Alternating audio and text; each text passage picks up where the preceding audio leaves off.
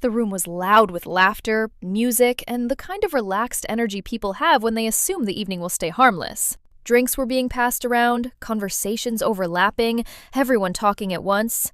It was supposed to be one of those easy nights where nothing serious ever happens. Then, my wife brought up her ex.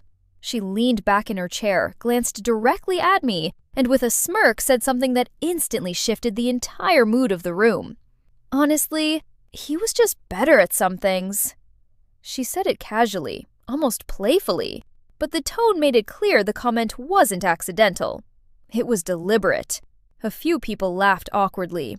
Others froze mid-smile, unsure whether they were supposed to react or pretend they hadn't heard it. The sting hit immediately.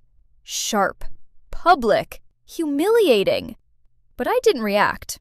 I didn't interrupt her. I didn't defend myself. I stayed completely calm, letting the words hang in the air. Inside, though, something changed. Because this wasn't really about her ex. It was about respect. Public jokes often reveal private attitudes that people feel comfortable exposing. She leaned back confidently, clearly enjoying the attention. The smirk on her face suggested she expected me to sit quietly and swallow the moment. She believed embarrassment would keep me silent.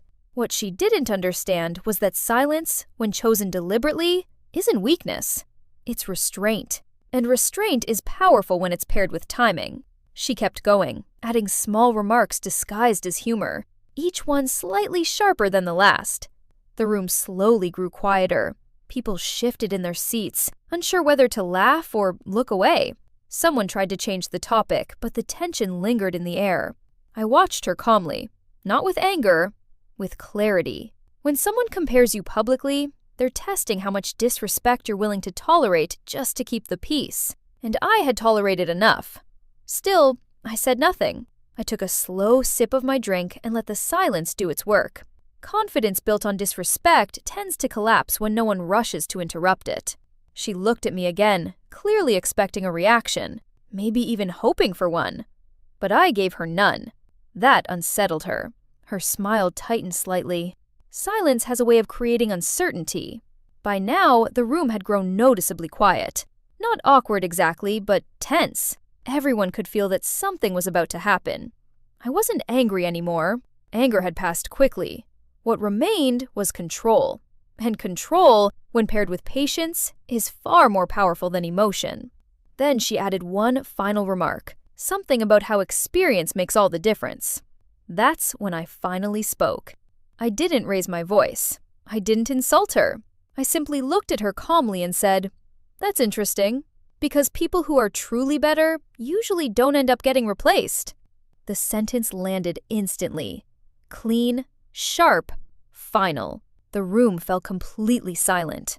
No laughter, no gasps, just shock. Her smirk disappeared in real time. She blinked, stunned, trying to process what had just happened. I didn't say anything else. I didn't need to. The line hadn't attacked her.